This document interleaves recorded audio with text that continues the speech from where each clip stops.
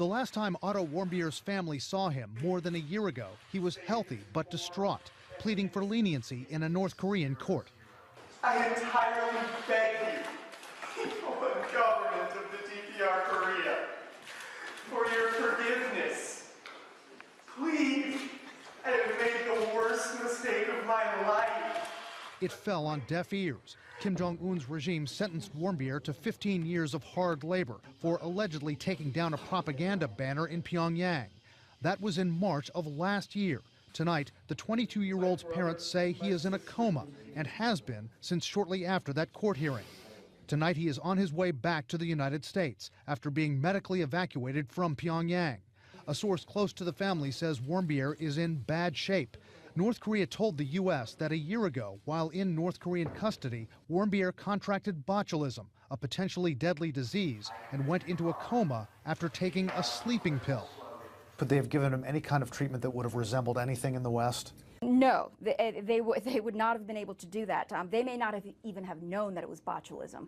A senior State Department official says the U.S. doesn't yet accept the North Koreans' version of events.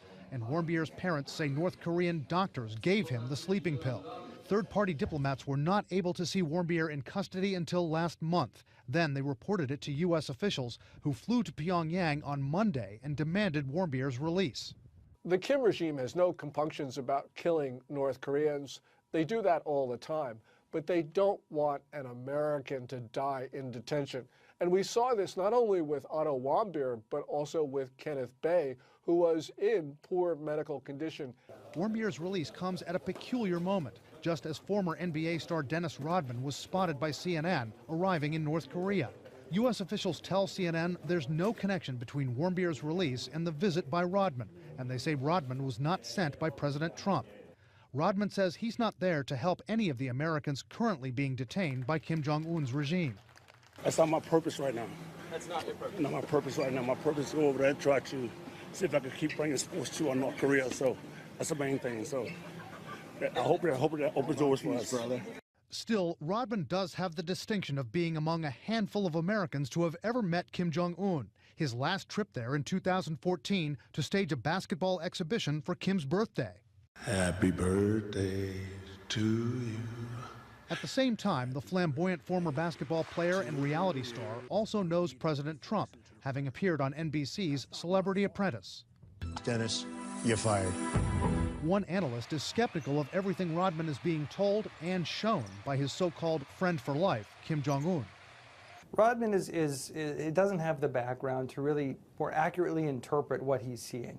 He's being shown these brand new high-rise buildings in Pyongyang. He's not being taken out to the countryside to see these dilapidated apartment buildings. He's drinking the Kool-Aid, basically. Now, as for Otto Warmbier, sources tell CNN neither Warmbier's parents nor the State Department learned of his condition until about a week ago. No outside diplomats were allowed to see him for 14 months.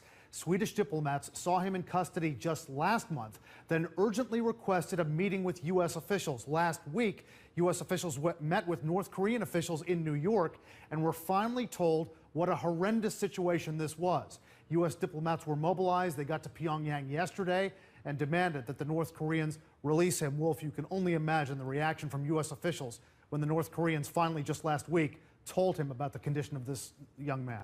Now, of course, Donald Trump is trying to take credit for this guy being released. He didn't have nothing to do with the release. He wasn't even involved in any...